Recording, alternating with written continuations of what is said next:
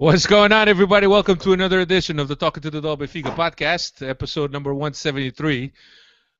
Coming at you fast and furious, more furious than a mic on high kick. Oh. I worked all day on that one. How did that come out? Wasn't too bad. Wasn't too bad. I've heard worse. Tonight, Steve Santos is here. This must be some kind of a record. 2 nights in a row, two podcasts in a row. I'm starting to get into form. Getting a couple games under my belt, I'll be good to go. You lose a couple pounds like Tarbat? I need to lose more than a couple, but we'll leave that for another podcast. And Timo's here, making his second appearance ever. What's going on, Timo? I think it's third appearance. Look at It is number three. It's number three. Yes, sir. I don't remember the other one.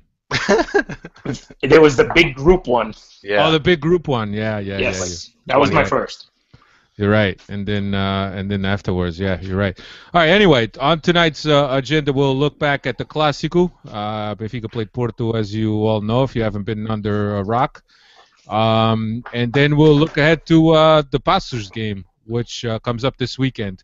We're not going to preview the Champions League game because it actually comes up on Wednesday, and we're hoping to have a podcast for you on Tuesday, so Tuesday before that Wednesday. So we'll preview the Athletic game there. So without further ado, let's talk about this Clásico, this Porto game. Benfica played Porto on Sunday. I'll give you the lineup real quick. Júlio César, Smid, Luizão, Jardel, and Eliseu were across the back. Samaris and Almeida were in the middle. Guedes and Gaetan were on the wings. Jonas and Mitroglou were up front. And Steve, let's talk about this lineup real quick. Until we started playing actually on the run up to the game, we didn't know what JJ was going to do, if he was going to go. JJ, what? Sorry, I had to call you out on that one. This is only water with some kind of a powdered drink. I don't know. Maybe I should have drank. Sorry, Vitória. Sorry about that. I mean, even the guys making these type of mistakes as his press conferences. So yeah. Let alone me, that I'm not a professional. But anyway, Rui Vitória. We talked about in the run up to the game that Rui Vitória was going to perhaps change something in the middle. Surprised at all that Almeida went in there. We then found out that Feza, who apparently had been training all week next to Samaris, apparently ended up in the stands with some kind of injury to his foot. But surprised at all with Almeida? I can tell you what I'm not surprised about, that Feza was injured in the stands, because that seems to happen a little bit too often. Almeida was a bit of a surprise, but it was a pleasant surprise. I think he played pretty well. Agreed. You figure Vitória after the match says basically we brought him in to add a more robust element to our midfield, somebody who can close down spaces and whatnot. And I think he did a fantastic job at that. And one thing you definitely can't be surprised about, that if you give Almeida a task that he's capable of doing, you're not going to ask the guy to play number 10 or up front or anything like that. If you give him a task, he's going to do a very adequate job, and I think it was pretty good versus Portugal. You would obviously want somebody with a little bit more technique at times, but on the defensive side of things and really being at the right energy level for that type of match, you can't ask for a better performance. Yeah. And Timo, what do you make of it is now 3 consecutive games for Guedes? He apparently got the edge on Vitor Andrade, which was the first choice by Rui Vitória, but now you see Guedes putting in game after game. What do you think? What do you make of this Guedes thing? You know, I like Gonçalo Guedes. I think he offers you, how do you put it? Maybe heart. He doesn't mind running around, doing his best to try and catch up with players. You know, Vitor Andrade, you know, he's got the pace that Guedes doesn't. I would have liked to have seen him in the game over Guedes for that one reason. But I think with Guedes, he offers you a little bit more coming back, where if you have Semedo and Andrade going up, I think Guedes kind of looked like he was willing to allow, you know, Semedo to go around him. I mean, to be honest with you, I really wish it was Andrade, even though I do like Gedge. But I think the whole point was just the fact that he is willing to throw himself around and get back to the ball when he loses it, or if somebody else loses it. Yeah, Steve, for you, what are the main differences between Andrade and Gedge? I think Timo's got the most important part. I think Gedge is more capable of defending, more willing to defend. You saw on multiple occasions that he was right next to his fullback Semedo and helping out with doubling up on Brahimi or not allowing Layun a way through. I think that's the most important thing. As far as this Vitor Andrade thing, I've seen 20 minutes of good football from Vitor Andrade in a very specific match versus Estoril, where the game kind of broke apart and he was able to find a lot of space. Based on that, I there's no way I could ever tell you I'd prefer Vitor Andrade to play over Gedge. Gedge to me is missing a little bit of what Chris would call Ginga, a little bit of that self-belief that you would figure that a kid like that would have to go versus 1v1 on people. It seems like he's very, very often he'll step on the ball and play it backwards, which I guess is not a horrible thing because you're not going to lose the ball, but sometimes you would wish that he had a little bit more confidence in his game to take on his marker. But there's obviously a lot more things to look into that aren't just that. I mean, there's some flaws in the way that we are playing right now that might be why Gedge can't find, maybe a 1-2 instead of going backwards or something like that. But on the most part, for me, I would play Gedge over Andrade from what I've seen. It's a more trustworthy option at this point. Yeah. All right, let's get into the game real quick. Obviously, I'll be honest. I'll start by saying this is perhaps the best first half I've seen Benfica play at the Dragão. They were comfortable. They didn't look shaken up. They looked solid defensively. Very, very compact, which was perhaps a difference between the the Benfica of Rui Vitória and the Benfica of JJ. We saw sometimes JJ's game got a little bit broken, too stretched out, but I don't know. It's a clear difference, Steve. I would disagree about compact. I think JJ always played with all of his lines quite close to each other. What he didn't do was leave as many players behind the ball as Rui Vitória is doing right now. That's the main difference that I could see right now. I think, especially in the second half, the lines started becoming way too far apart. In the first half, we did well. We did really, really well. We were controlling the space that Porto could play in. We were playing football ourselves for whichever way we're trying to do this right now. But I wouldn't call us a more compact team under Vitória than under Jesus. I just think we're a little bit more balanced, where we would throw more players forward with Jesus than we are right now. Right now, the way the midfield is set up, where it looks like the two guys in the middle kind of split the field. One goes half to the left, and one goes from half to the right, and there isn't the number 8 pushing up further. The fullbacks don't seem to get as far up the pitch as maybe. The Porto game was a little bit separate for that, but I still think that we played a lot further up the pitch and a lot tighter with JJ. Just less guys behind the ball, personally. Yeah. And Timo, how did you see the first half? I thought Benfica, minus possession, I thought they had much better chances in the first half.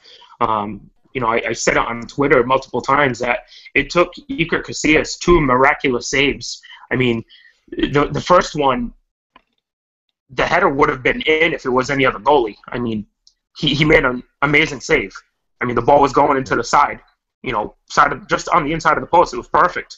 The second one was just as difficult because, Luizan's header was coming in, and, that's what Iker Casillas saw. And then Mitroglou got a little glance on it, with the top of his head and just kind of nudged it a little bit, maybe a little higher, a little lower, a little bit different direction. And, Iker was still all over it. Other than that, the first half, I thought Benfica dominated didn't give Porto any chances whatsoever. I mean, I thought the defense was amazing in the first half and for most of the second half, other than when the goal happened.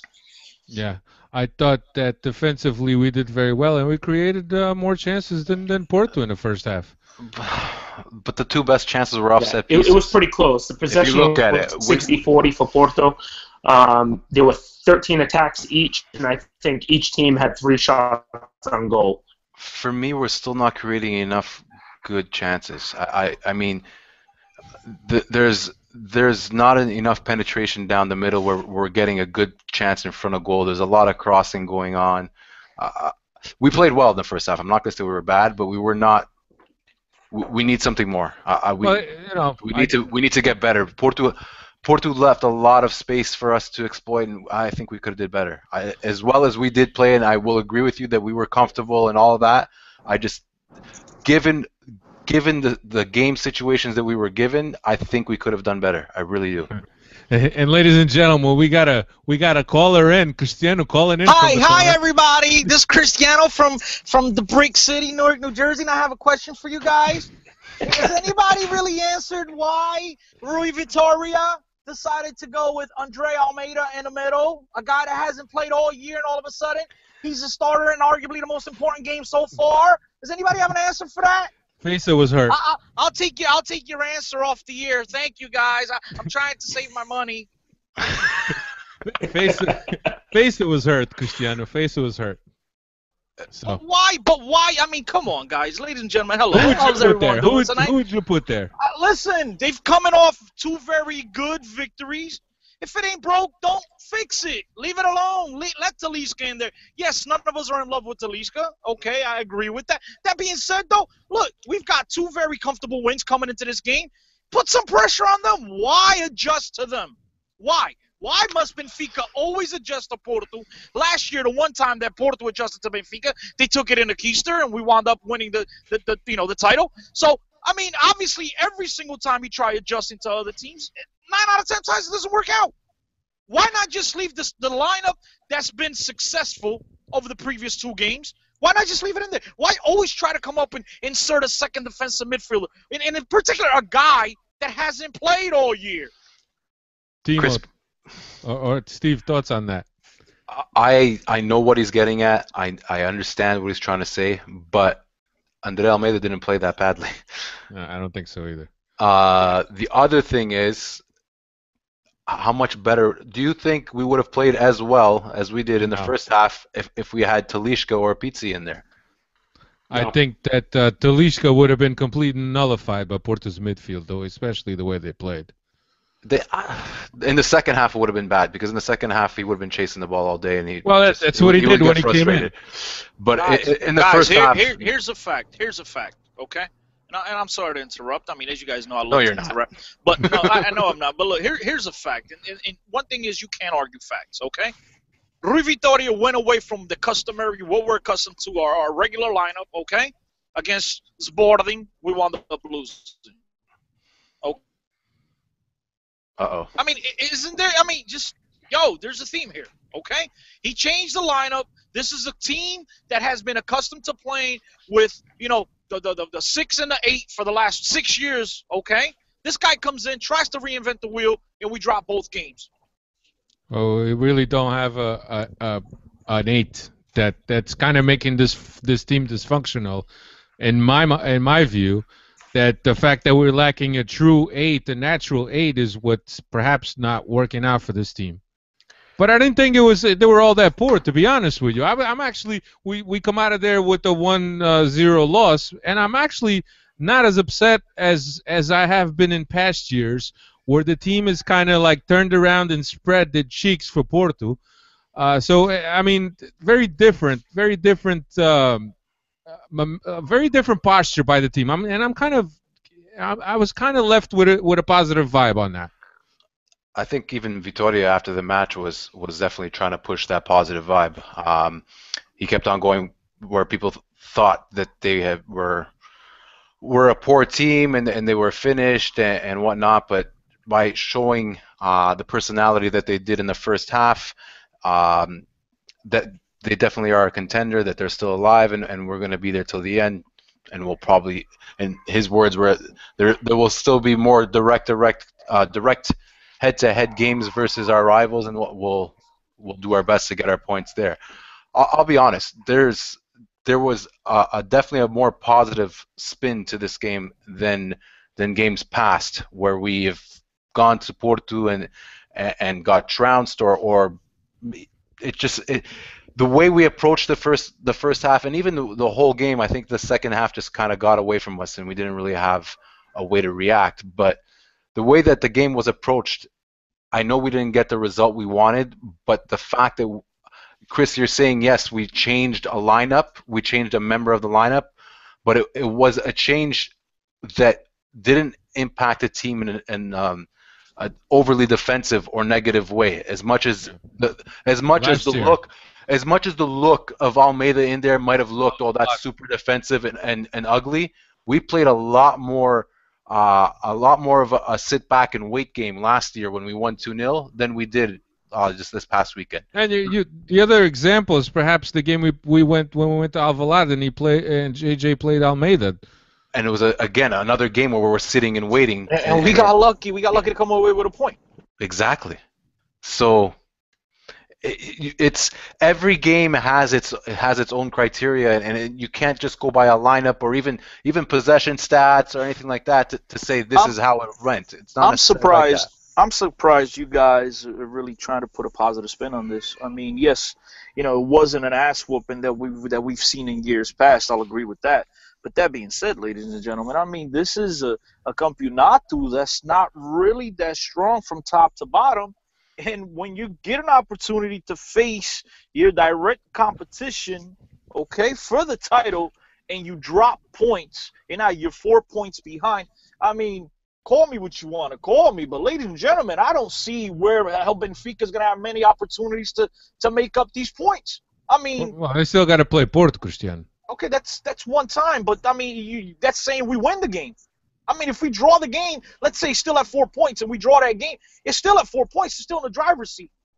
I mean, I just think that I don't know, man. I just get ticked off a lot of the times. I'm one of these people that, I'm hard to set in a lineup, and then once I finally see some positive things, I'm tired of Benfica, putting their tail behind, putting their head between their tails and going out there and changing the freaking system and trying to play with Feja and Samars. It hasn't worked out so far this year when they played Feja. Yeah, he's a guy, Feja, whatever the hell, I can't pronounce his name. He's a guy that, we all like him, but he offers you nothing going forward, and I know I praise him at times. But to me, once somebody was inserted into the lineup this season, he's played well. That being said, why go ahead and insert, once again, another defensive center midfielder, and a guy that's not even a true defensive center mid on top of it? Well, that's his natural position. That was his natural spot. No, it was. Okay, I thought he was a defender. I will show you what I know. Yeah. JJ converted him to a fullback. Before that, he always played as a 6. Yeah. Timo, thoughts on the Maicon high kick right at the end of the half after the whistle? As always controversy in this game, but your thoughts on that? Timo. Timo looks. I missed what you said. You broke up completely. You guys all have crappy internet. Your thoughts on Maicon high kick at right before that or right after the half? So it was definitely after the whistle, or pretty close to just after the whistle. The referee saw it all.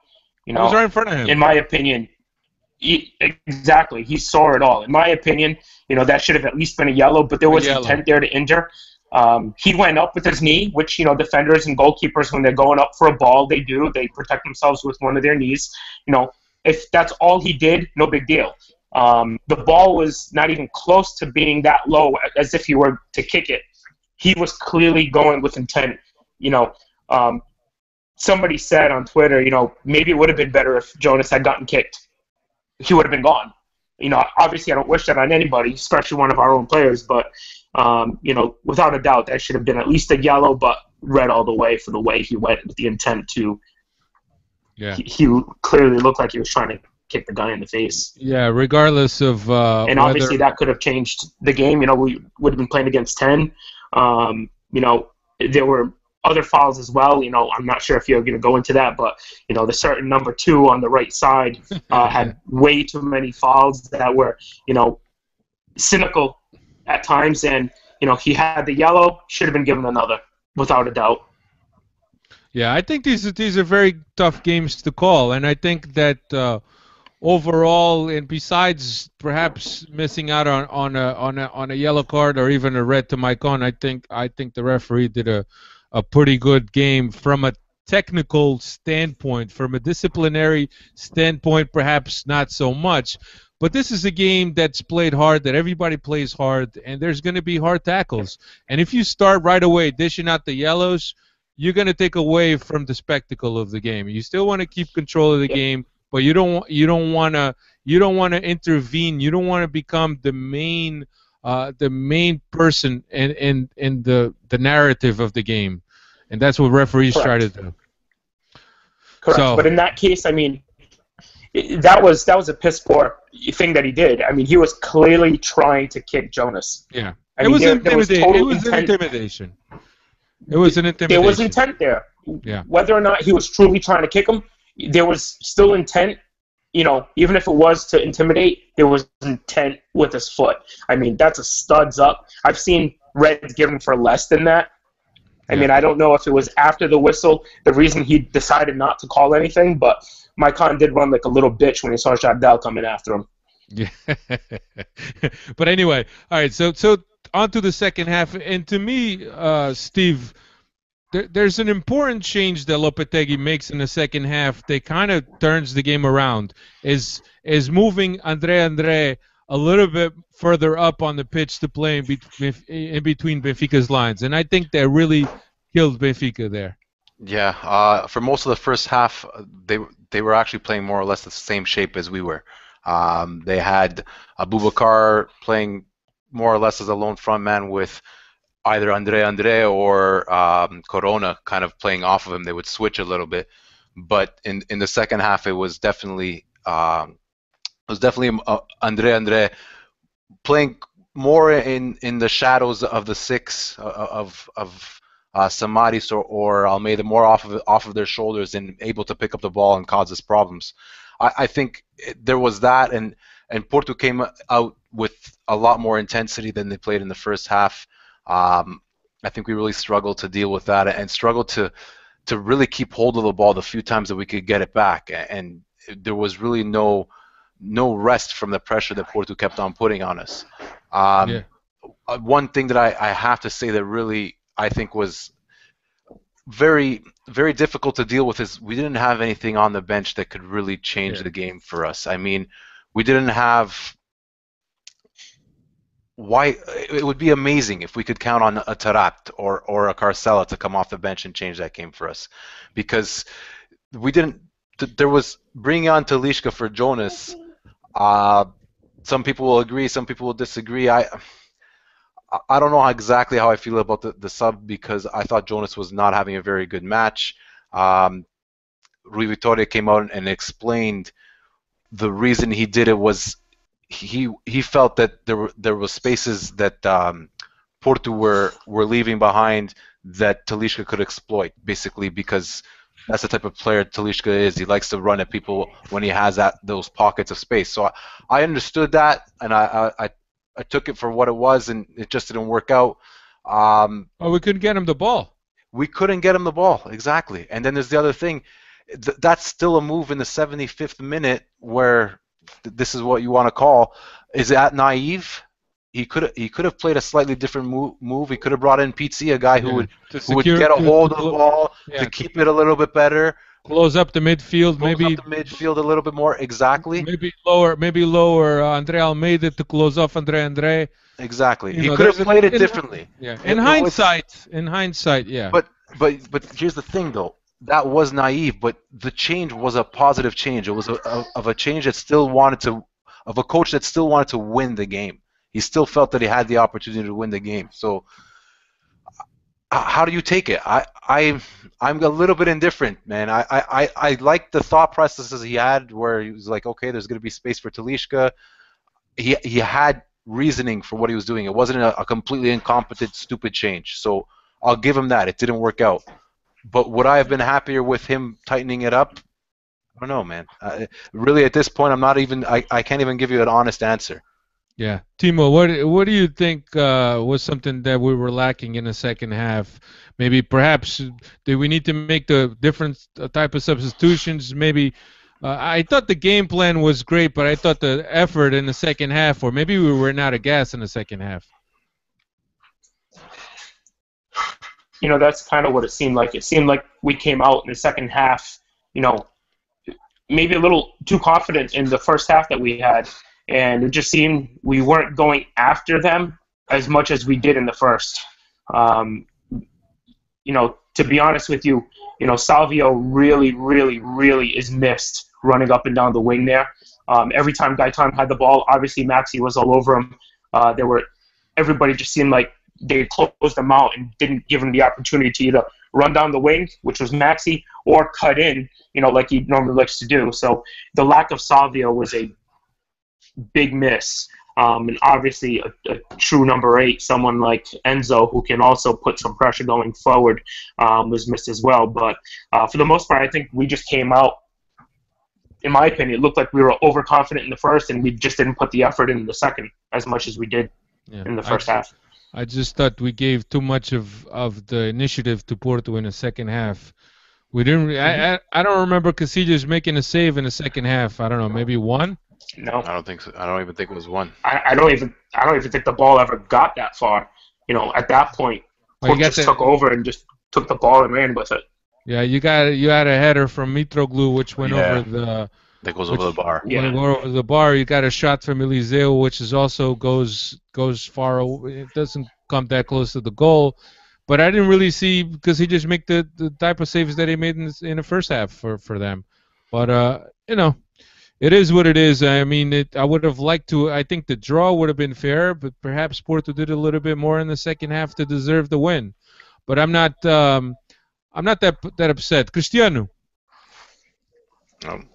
I don't know if he's still there.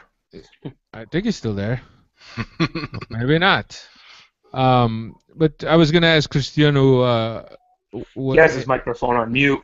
Yeah, I was gonna ask Cristiano besides the 3 points obviously that we lost and which are now 4 points in essence if we can't get a win against Porto, and then we're 4 points behind the leaders. I was gonna ask Steve, what do you think this means? This loss at the Dragão, do you think it's that impactful this early in the season? It's 4 points. There's still a long way to go. I don't think Porto are that good. I think they will drop points along the way. I think it's still a little too early to be all doom and gloom. I honestly think we could probably pull something. We're only getting better at this moment. I'm not saying we're a world beater team. I don't think we're a better team than we were last year. I think there's still a lot of work to go. But we are getting better, and I still don't think that Porto are these runaway winners. So it's still way too early to be all doom and gloom for me. It's 4 points. It's what, the fifth game, fourth game. Yep. I'm not worried yet. I'm more worried about some aspects of our play that I think we really need to improve on more than I am worried about the point situation at this point.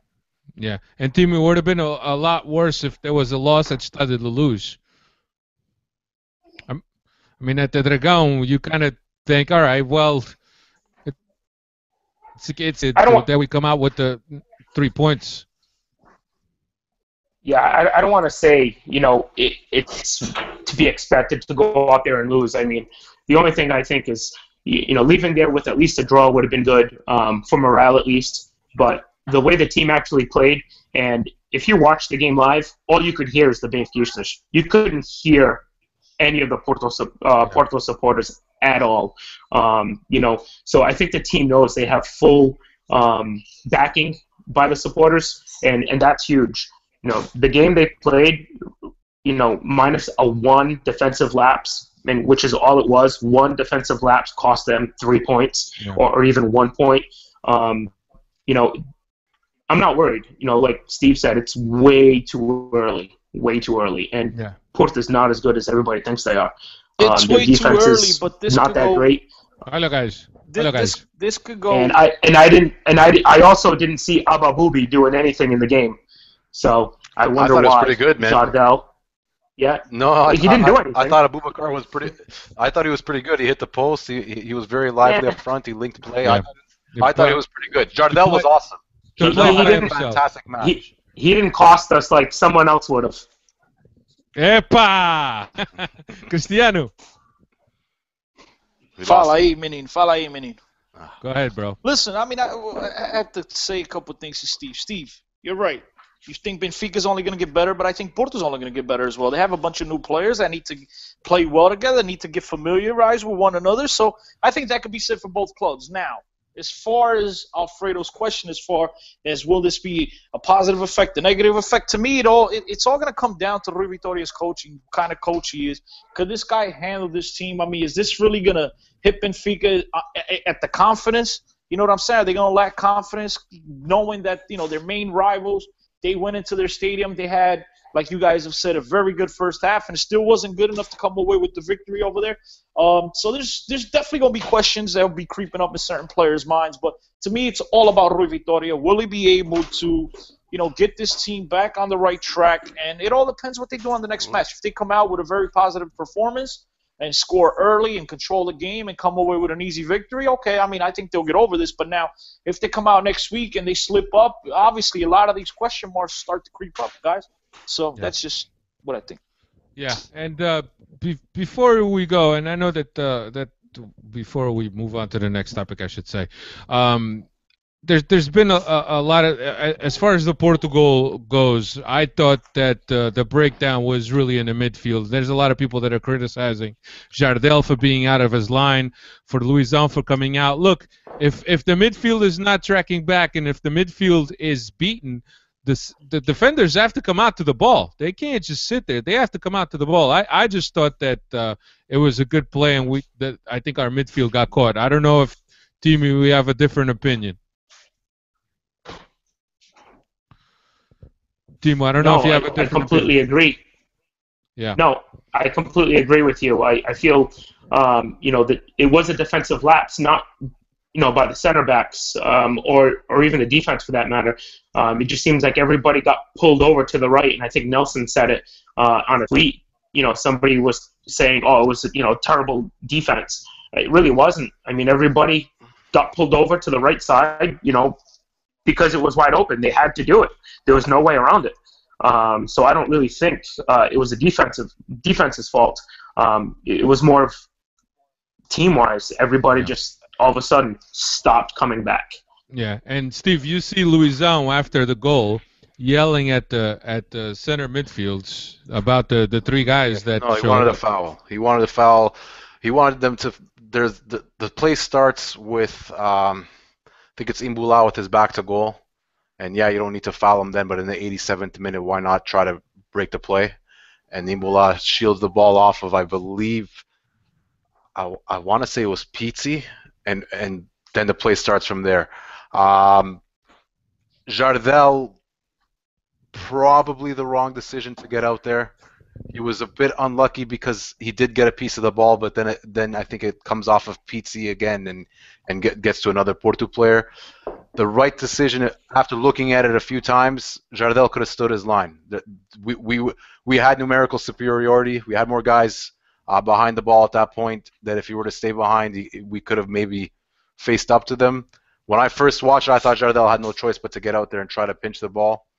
But honestly, it wasn't a horrible mistake, especially since he did get a piece of it. You can't really fault the guy too much, but it was the wrong decision. But that's football. I mean, like, there would never be any goals if there was never any mistakes. I mean, everything would be a tackle, it wouldn't get anywhere. So you can't put all the blame on Jardel. It was a slight error, but there was still a lot of good play coming after that warranted the goal. I mean, the touch from Varela is class. The finish is great too from Andrés. So you can't fault Jardel for it. So that's the way I look at it. All right, so we're gonna move on from that. We're gonna take a short break here. Nelson's gonna do his halftime headlines. We'll be right back. All right, and we're back. We're back for the second half, if you want to call it. We got Pacos de Ferreira coming up this weekend, and I'm gonna let Chris go on this. But before Chris goes, and we all know his feelings about the Pacos de Ferreira game last year, we will. I'll give you some quick numbers. Game takes place this Saturday at 6:30 p.m. local time at Stade de Luz. Pacos de Ferreira is currently eighth with 8 points from 2 wins, 2 ties, and 1 loss. One of those ties coming against Sporting. The last 10 matchups between both teams, 8 wins for Benfica, 1 tie, and 1 loss, which was last year. Pacos de Ferreira has in their ranks Fabio Cardoso and Pelé. They're both on loan for Benfica. They won't be playing, and these are very crucial players for Pacos de Ferreira. Pacos de Ferreira is also coming off of 2 consecutive wins, one against Rio Ave and one against Boa Vista. So they come into the Estádio de Luz in a very good form, and but missing 2 crucial players in the lineup. Cristiano, you wanna talk about this Pacos de Ferreira? I know how much you love him. Os castores. Opa, isto é um jogo, como eu disse antes, o Benfica, no excuses. They absolutely have to win this game. Coming off a defeat at the Dragão to their main rivals. They go back home with the support of their great fans. I'm expecting a good turnout, nice support from the fans coming back out this week. And I think Benfica has to come away with the victory here. They have to come in a convincing manner, I think, because I think a lot of doubt will start to creep into certain players' minds. And the one thing that I'm most looking forward to this weekend, I should say, and I think it's finally going to happen, I'm expecting Tarap. Epa! I'm expecting Tarap to finally get on the field this weekend. And maybe, just maybe, that's your answer for the one player that we've been missing so far, the guy to link up the midfield with the strikers. Because if you haven't seen this guy play, just wait until you do. Who's going to do the defensive work in the midfield, bro? Somebody's does it. Sorry, what? Somebody's does it with the Leafs. You can't do it with this guy? Let's see. I mean, I'm just asking. If somebody's could do it with Talisca, he can't do it with this guy? What? What's the difference? It's a lot of ground to cover. Oh, okay, that's fine. But I think what the guy offers with the ball at his feet will be worth the risk. I agree. Chris, that's just what I think. If you're going to go that way, if somebody can do it with Talisca, why can't he do it with Gaetan, who will put in a lot more running than we know Taarabt will, and probably but the thing is this, Steve, just as much as Talisca. But Steve, we've talked about this in years past with shifting players around, and this goes back to the old age question. In order to switch Gaetan into that position, you're going to weaken the left midfield position, and let's be honest, that's his true natural position. So why go once again and try to get a player to adjust into a new role? Just leave Gaetan where he is. Throw in Tarap. The guy could do it all. There's no reason to be shifting things around. That's just what I think. You know what I'm saying, Steve? Gaetan is Gaetan. He's the best left midfielder in the Portuguese league. Why switch that? And now when you have a player with Tarap's characteristics, a guy that can spread the ball around, a guy that can make things happen, he's going to need Gaetan to make those runs and open up spaces.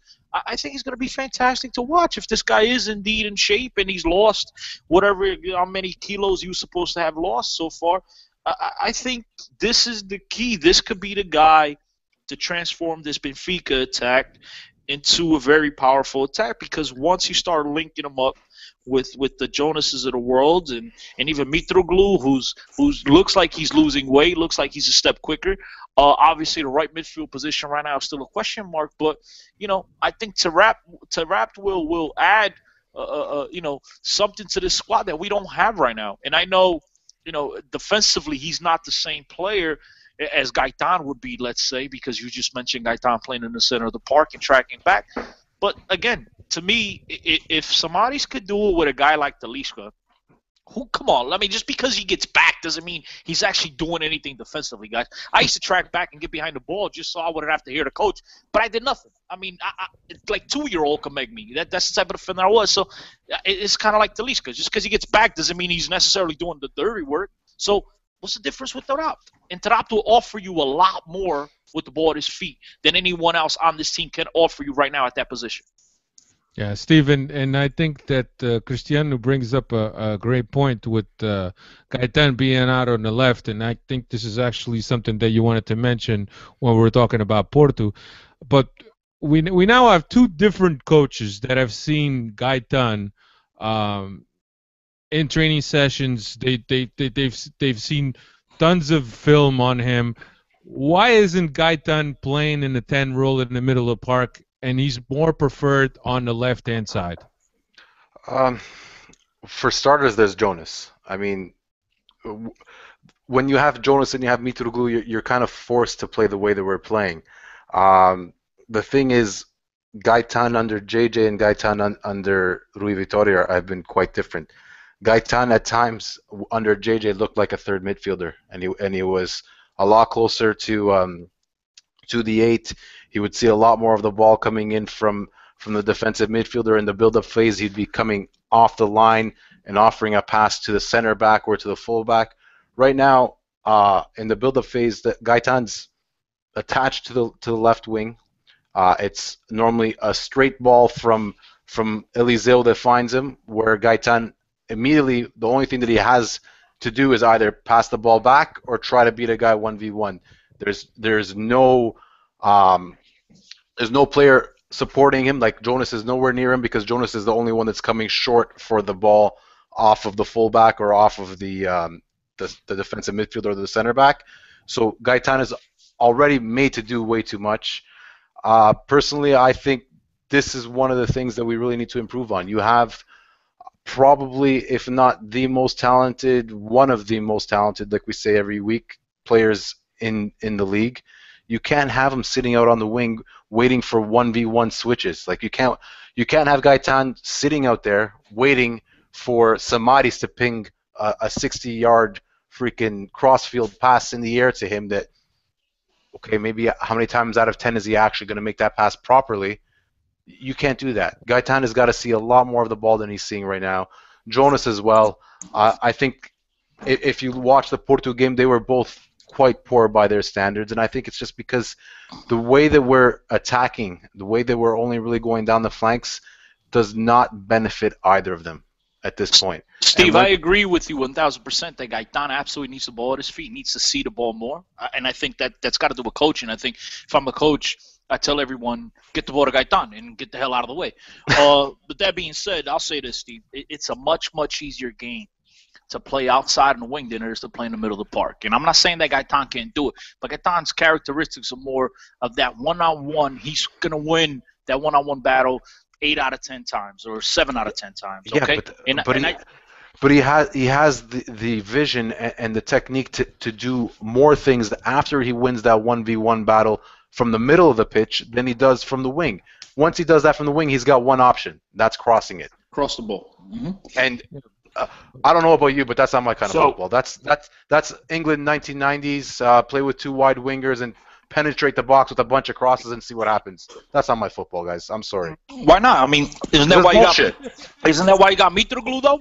That's the type of Mitroglou is. He's the guy in the box that needs to get the ball. Get rid of him. Get rid of him because that's not the way to go forward. This is not the way football is played in these days. Sabes que esta merda não é toda lá macia. Yeah, não é tiki-taka, mas também não é esta merda. Now, I think that it's a lot easier. Go ahead, Timo. I think the one thing you're going to see, with what Cristiano was saying is if Tarat actually does play in the 10 spot or in the 8, whatever the heck you want to call it, wherever the heck he's going to be, I think you'll see him and Nico switching spots quite often. Tarat with QPR actually played left wing quite often, where he would come out and he would stay out there for quite a while. So I think that could work in our benefit, in our favor. I don't know. That might have to do with the fact he was out of shape. My man just hung out on the left side. You just be next to the sideline so he could get a drink of water every now and again. No, but exactly. I think for me, hold on. Side bet, Chris. If Tarat plays any number 8 games, anything more than starts at number 8, I'll buy you dinner next time. And number 8. Oh, this. Never gonna happen, dude. He's not gonna play number 8. Oh, Vlad, you're not gonna buy me dinner at a bakery again, are you? No, not at a bakery. That's the only place you would go. You freaking caralho. Not no pastéis nata from like 3 weeks ago, right? No. No, but I think that as Gaitan plays on the left side, I think it's a lot easier for a defense to dry up a guy that's close to the line than it is for a guy that plays in the middle, which has more room to operate in. I don't know. That's just my opinion. Here's a question. Let's say you do indeed play Gaitan in the middle. Who in the hell do you play on the left? Chris, it's No. not. I'm just Steve. I'm just Well, asking Ola the question. John, man. Ola John's in freaking England. No, I put Vitor Andrade. Put the Costa kid. Here's my thing Oh, first. Santos, sorry, you mean Santos, Santos. sorry. That's tough for you. Yeah, put the Santos kid. Here's my thing. I'm not saying that Gaitan needs to play in the number 10 spot. I'm saying that we can't only limit him to playing solely on the flank and never coming in field, because basically that's what's happening for the most part right now. I think the one that said the smartest thing so far is Timo. I think once Tarap does get to play, once he does, I mean, listen, I can't dictate when this guy's going to play, so I can only assume. But once he does play, I think Timo hit the nail right on the head. I think you'll see Tarap switching a lot with Gaitan, and not just with Gaitan. I think Tarap will also veer out to the right side, because the guy can play anywhere in the midfield, fly on the right or the left, but he's gonna want the ball at his feet. And we saw him, Steve. You saw him live and in person over here in New York City. Well, Harrison, I should say, but you know, to the snobs, it's New York City. And my man wanted the ball at his feet all times, and he wanted the ball. He wanted to distribute. He wanted to get involved. Yeah, he couldn't get involved because obviously the dude was overweight. But that's the type of player he is. He wants the ball. He wants the ball. He will switch to the left, which Gaitan will get into the middle. But to me, so far what's happening has nothing to do with Tarap, has nothing to do with whether Tarap's going to play or not. I think this is a coaching decision that needs to be smarter than us sitting at home on our couches and watching this every Sunday. They need to recognize and realize that Benfica is a much, much better team when Gaitan has the ball on their feet, and they need to do something and force the team to kind of like force feed Gaitan the ball and let my man dictate what happens. But you cannot afford to go 30 minutes where Gaitan and Jonas barely touch the ball and expect to come away with a positive result. You just can't. And to me, that's all on coaching. I mean, force it. Yo, listen, Jonas, you ain't getting the ball because you're up top. My man, you got to, come down, drop down, get the ball, get involved. Gaitan, look, Moxie's got you in his pocket. That's fine. Switch into the middle. These are all things that I didn't need a coach to tell me this when I played. I mean, obviously, I never played under any world-class coaches. It's kind of like you're just in your head. If it ain't working here, move around. Let's not just pull an Ola Jonas. Okay, well, I was told to play on the outside right, so I'm just going to walk back and forth. Weren't you a ball hog, though? Absolutely, but I made things happen, though. That's the difference. That's what I've heard. I haven't seen, but that's what I've heard. When you're a ball hog and you make it happen, nobody says it, nobody critiques. When you're a ball hog and you make absolutely nothing happen, then all of a sudden, you start to hear about it. Obviously, I played my whole career like that. Therefore, there weren't many complaints about my ball hogging. I think a lot of the issue this past Sunday had to do with the right side of our field. And I know Steve had mentioned the number 8, where we didn't really have anybody there who could, distribute the ball or get that, pass out to the sides or up top. But the right side, it didn't really seem like Porto put much emphasis on defending Gedge because they knew he wasn't going to, go towards goal. I mean, he had one opportunity where I think he actually went towards goal and he took a shot and he missed wide right or slightly over. But that was our biggest problem. Our biggest problem is we don't have that threat on the right side to take some pressure off of Nico. And I think even in the middle, if we have somebody in the middle who can also take pressure off Nico, like maybe Tarap, maybe, then we'll see. Gedge is not a midfielder. I do agree. Gonzalo Gedge is not a midfielder, guys. He doesn't have enough Ginga in him to create. Hey, Steve called that earlier. He's more of a straightforward go get it, more of a 4-3-3 winger. a guy that could come in from the outside, a guy that just run and shoot, go get it. Now, if you're expecting him to have the ball at his feet, get involved and create, he just doesn't have it. Now, I'm not saying he won't develop it over time, but in my estimation, or my great eye, okay, I mean, I'm a great scout, ladies and gentlemen, along with a bunch of other things. I just don't think he has that playmaking ability. Yes, I know that certain players need the experience. They need the opportunity to develop this game and learn how to play this game. But to me, you get a guy that at a very young age, he understands the game. He knows what to do to get open. He knows what to do to get involved. And I just haven't seen that. I'm not saying the kid will never develop into that type of player, but I've never once been impressed by anything that Guds has done so far here early on in his career. He's only 18, bro. Got to give him some time. He's only 18. People forget that. Guedes is only 18. Listen. So are we ever going to see Carcelo? I don't know. He was on the bench. He was ready to go. I don't know why he didn't give him a shot. Maybe he's still not 100% from his injury. So if he's not 100%, why have him on the bench? Because he probably can give you a good 15 minutes or so.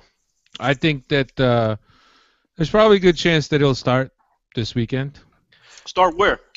On the right for Guedes. Tarap, man. Tarap's going to start. No, it's Tarap in the middle, him on the right. Come on. Listen, the very. But then we're going to switch too many parts, and you don't like that. The very first time I laid eyes on Tarap, not Tarap, I should say Carcelo, I turned to Alfredo, and he's my witness, and I said, bro, what a beautiful left foot this guy's got. Yeah. And he goes, yeah.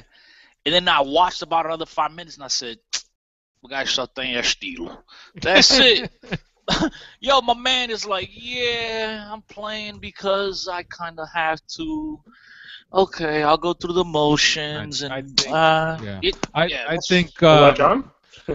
think that when you come, he came from the Belgium. No, I think it went from Belgium to Russia. Russia back to Belgium.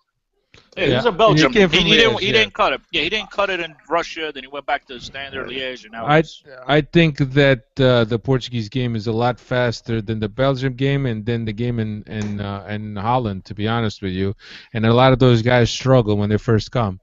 I think that he has the talent. I think that he just needs to get a groove. He needs a kick in the ass to get moving. I think he lacks fire. I think he lacks fire. He's got ability, but he needs a kick in the ass. More. He needs like an M80 in his ass. All right. And so on that note, let's wrap this up. So anything else you guys wanted to add for the Pacos de Ferreira? We all have established that it's going to be a must-win game for Benfica, especially coming off the loss at the Dragão, which wasn't the worst thing, as we've said here. But we need to get back on the horse, and now our margin for error has been largely reduced. Sporting is winning their games. We don't, and as we've said, or actually Chris said, they're going to be a lot better this season than they were last season, and Porto is also coming into their own. I think Sporting right now reminds me of Benfica last year at the beginning of the season. Okay, Maluk, they were winning, but recall last year, Talisca was saving our asses. And Steve was pointing out he wasn't impressed, and all you and I kept saying is, as long as he keeps scoring goals, he sure as hell impresses me. And Benfica were winning, but it was ugly. And that's the same way Sporting right now is doing the same thing. Who's impressing for Sporting? Regardless, the point is that they're winning, and they're winning ugly. But they're winning. That's all, And just like Steve said, and I said earlier, Benfica's going to get better. And so is Sporting. The more you're under JJ, whether you like the guy or not, the more you start to get his system, the more you start to pick things up, and the better you're going to get. So I stick by my point. Sporting right now reminds me of Benfica last year. They were playing ugly, shit games, but they were pulling out victories. And you know what? In week 30, when Sporting's right there at the final, maybe, fighting for the title or not, but let's just say they are, no one's going to really remember these shit games right now that they're pulling off in the 86th minute. Chris, the way you're saying they're all going to get better, I agree with everything you're saying. It's just that the way the season started, we all thought that Benfica was at a much lower level compared to the other two.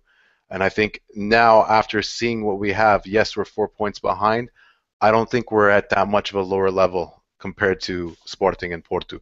I will agree with you after watching the preseason, after watching the first couple of games, I was worried. But after seeing the past 3 games, I could finally see that there is some improvements going on, and I can finally have a little bit more optimism to think that if we're not at the same level, we're not as far off as I thought as we were at the beginning of the season. I have to agree. I have to agree that I've seen improvements from the beginning of the season, and I did think that Porto was going to be a lot better than what they are right now. And I think right now we're right on par. We're all with the other two. I think Porto probably lost a lot more players, or a lot more players than we thought they did originally. I mean, the 2 best fullbacks in the league, that's a big miss. Oliver's a big miss, and Jackson's another huge miss. So there's a lot of things going on there too that we probably didn't account for. So the playing field is a lot more equal than I think we were anticipating at the beginning of the season. The loss of Oliver was huge because right now they're kind of going through the same thing Benfica is going through. They don't really have that playmaker in the midfield, the guy to link up midfield to strikers. And then when you have a guy, they do. You said? Yeah. Who's that? Andre. The best. They got somebody. Manuel Jose, the coach that some of you guys might know, called him the best final third passer of the ball in the Portuguese. Manuel José também só fala merda. O gajo é bom para puxar o leite às cabras. Come on, the guy throughout his career, he said so many dumb things. Come on, dude, that's fine. Look, I'm not taking anything away from Andre, but let me see it a little bit more consistent basis. I'm not taking anything away from the kid yet, okay? But let me see. I don't know if Andre, you could say he's at the same level as Oliver, guys. I mean, just different. I think different style. Okay. All right, let's finish up with Benfica, if we will. Cristiano, anything that you want to add up so we can close this up? Yeah. No, you guys aren't gonna believe me, but Lisa Ann's following me on Twitter. So I just want to throw that out there. So now I gotta get her involved somehow with Benfica to give Benfica kind of like. Bonus. When Benfica marca, she gets a bonus from her. I'm going to have to introduce her to some of the Benfica guys. Yeah, for those of you that don't know, Lisa Ann is a famous porn star. You could Google her. Lisa really? Ann. That's what she does? Yeah. I didn't know that. Timo just Googled her. He's got a huge smile on his face. I'm pulling up his Twitter to make sure he's not lying. He's not lying. No, he's not lying. He said this is screen No, he's really not. He's not lying. He told us. All right, guys. I ran into her last night, and the first thing she asked me about... Did you bump into her, or was it running? No, I ran into her, and then I literally ran away from her because I was so nervous. But, yeah, first thing she asked about was the clasico, and so therefore I didn't want to talk to her no more. She asked about the clasico? First thing she said, and I walked away. Nice. All right, Steve, anything else you wanted to add, bro? No, how could I top what Chris brought up? No, I'm done. Definitely not. Timo? Yeah.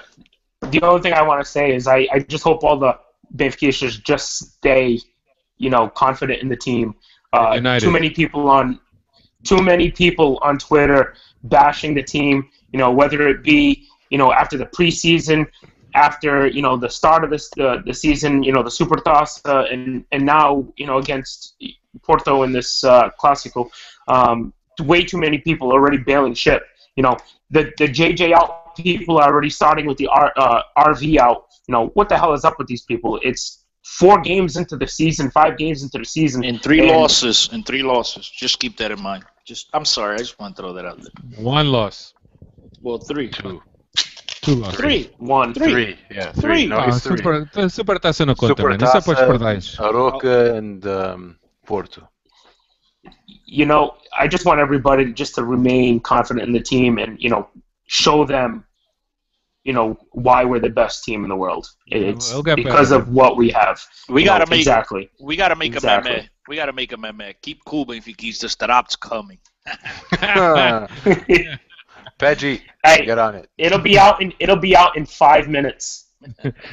Somebody's working on it as we speak. Anyway, I'm on it.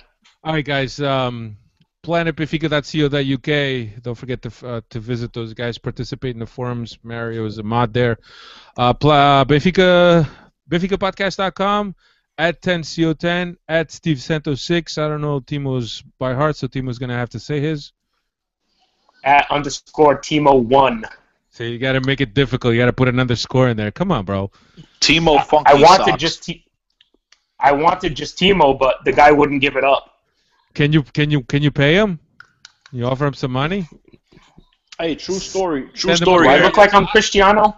I tried bribing. Do I look like I'm Cristiano? I'm not gonna lie. I tried bribing the lady that has CO10, but I think my bribe was kind of whack. I said I'll offer you a tour of Sirius XM. She never even replied. He goes like, "What's Sirius XM?" She's from Georgia. So if you guys wanna hit her up and make her give up that name, make her regret, feel free. CO10. You should have offered her. You should have offered her like a NASCAR weekend adventure. Then she'll be up for it. In Georgia, That's maluco. Sirius confronted. Come on. No.